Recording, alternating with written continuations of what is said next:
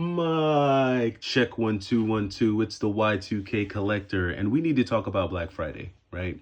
So I spent Black Friday out of town, and I did not go crazy. I actually made a few purchases that I'm going to show you here now, and then we're going to talk a little bit about Black Friday. So let's dive into it, into the pickups really quick.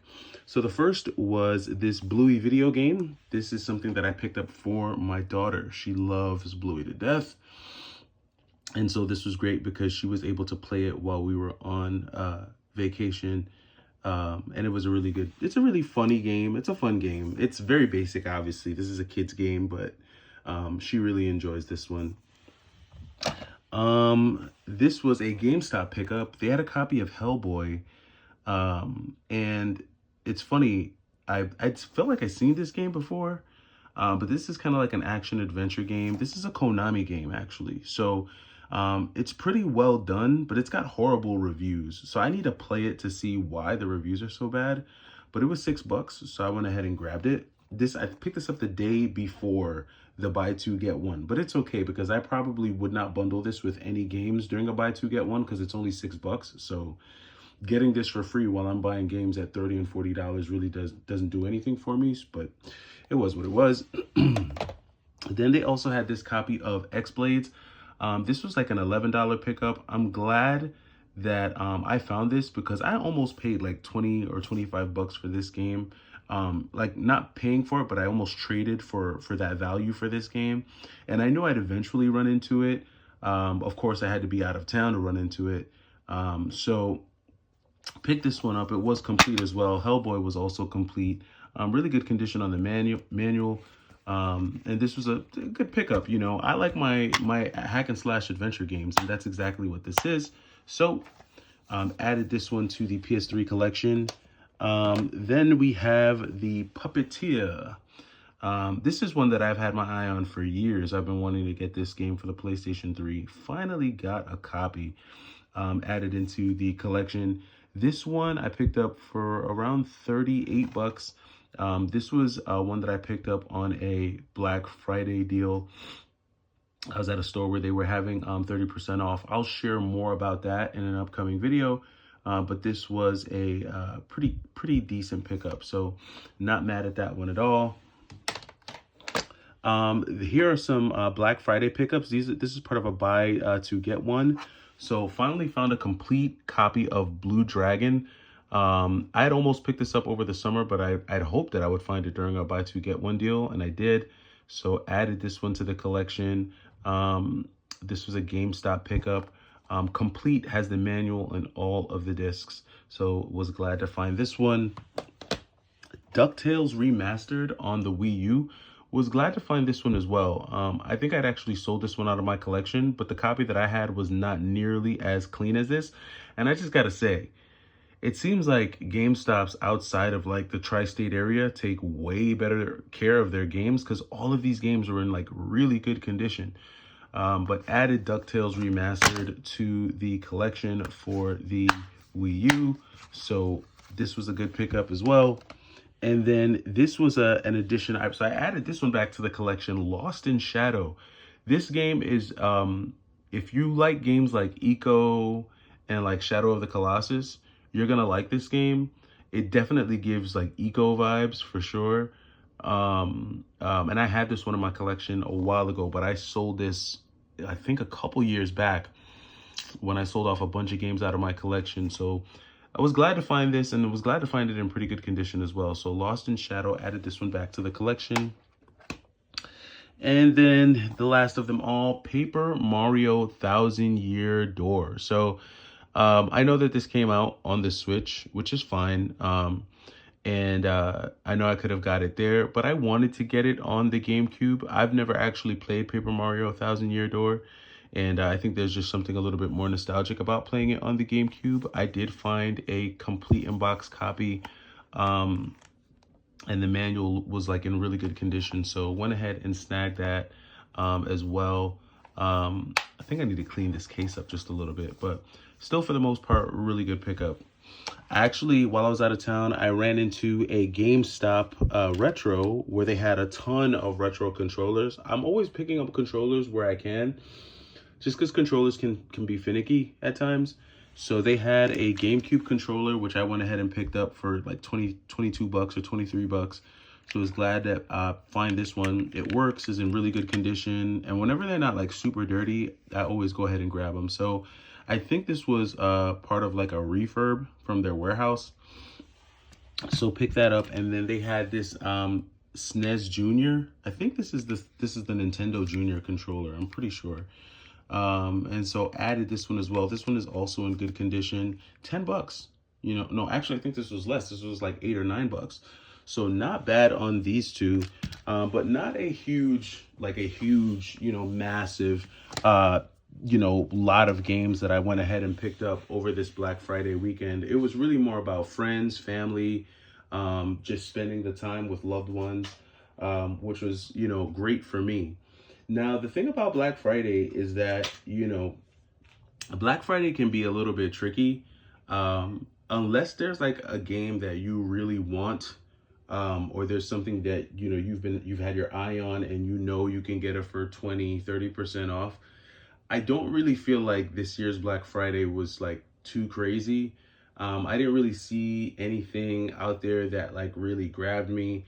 And I went to some stores that had some amazing deals. Even with GameStop's buy two get one, there's really not a lot that I was seeing that was really like capturing my attention. And I think that, you know, I think game store some mom and pop game stores are actually seeing and feeling that as well. I think that's why some of the discounts are so steep. You know, 30% off all games. I don't know if I've ever seen as many stores doing that type of promo. But there's definitely more of an urgency on this day to kind of move a lot of product. Over this weekend, I did run into one of my wish list games, Super Turrican 2 Authentic. I was very close to purchasing it, but it just didn't feel right. It was like, you know what, this doesn't make sense for me to purchase this copy of Super Turrican. So I didn't pull the trigger on it. But overall, it's just, I don't know if Black Friday really matters to as many people in general. I think the general public, I think a lot of people do a lot of window shopping on Black Friday, and I think it's exciting to see the deals, but I don't know how many people actually pull the trigger.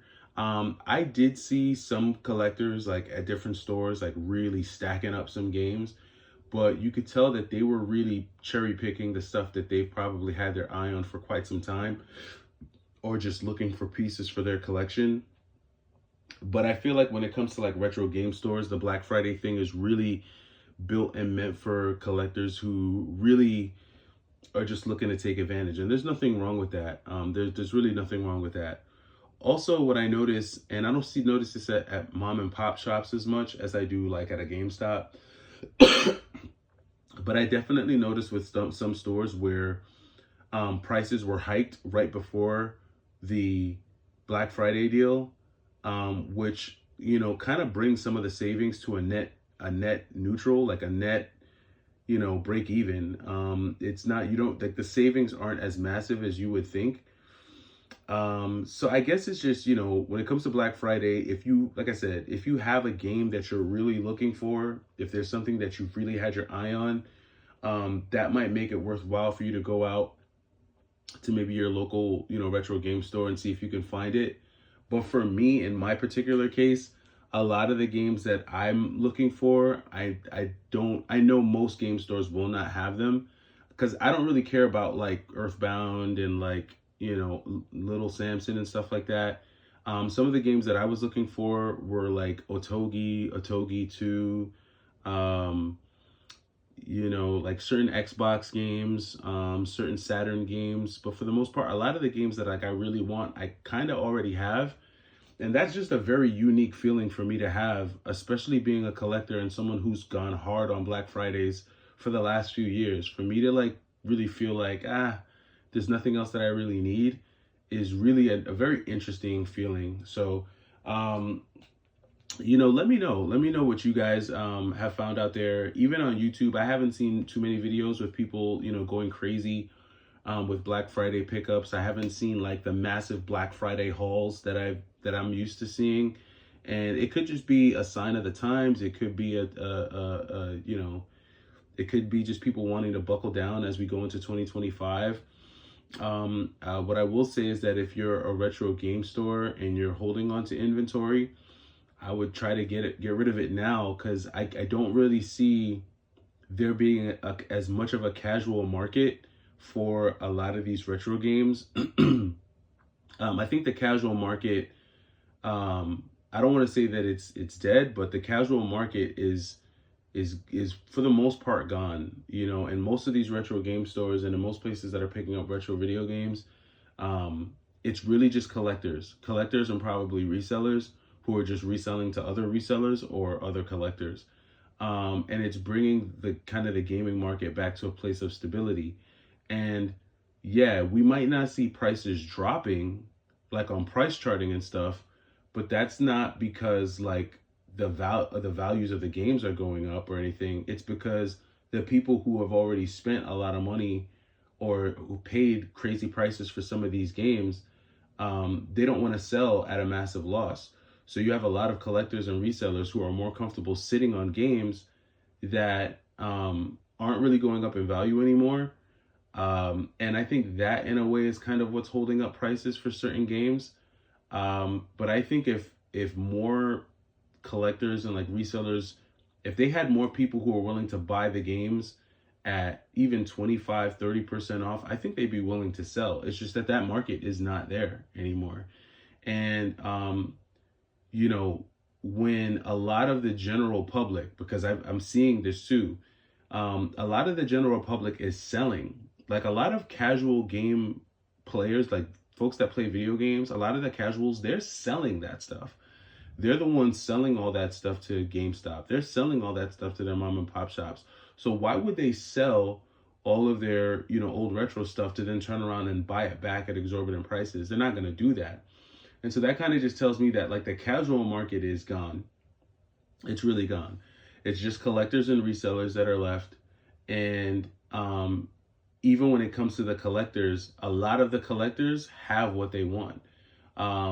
They are really probably just looking for the one, two, they're going to cherry pick through and find the stuff that they want and then go from there. So Black Friday for collectors is a great time to cherry pick. Unless you're just wanting to like, you know, unless you are walking into stores with a massive list and you're ready to just like, you know, pick and pop and go from there. So those are my thoughts. And I've been just, you know, I'm back in New York.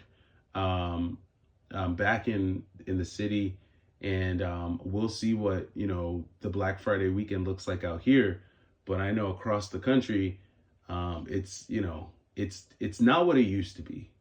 And as a collector and as someone who has resold games, I could definitely tell you that it's nowhere near what it was even 2 or 3 years ago, because it would have been crazy, a lot more crazy. But I like it. I like it because it's kind of reverting back to what it was before all the hype. And I like it because a lot of these, you know, a lot of folks who feel like they're going to eventually get these crazy prices for games, they're sadly mistaken, because they're not. And if they do think they're going to get those prices are not going to come until there's another massive wave, which who knows how many years it will be before we see another surge in retro gaming fandom like we did, you know, 2 and 3 years ago. I'm not saying that the fandom is all the way gone. It's just not with the casual community. And, you know, when the casual community, the casual buyers go, it definitely takes out a lot of steam for, you know, retro game, you know, resellers and store owners. So let me know what you guys think. Those are my thoughts on this Black Friday. I still think it's a great time to pick up stuff that you really want for your collection. So if there's something that you want, go out there and find it and get it. But yeah, that does it for me. It's the Y2K Collector. I will have a video ready for you guys this week sometime. We're going to recap November. It was bananas. So I'll share all that. I'll share the adventure with you. Really want to make that video pretty sweet. So I'll get that all set up for you. But it's the Y2K Collector. Catch you in the next video. Take it easy.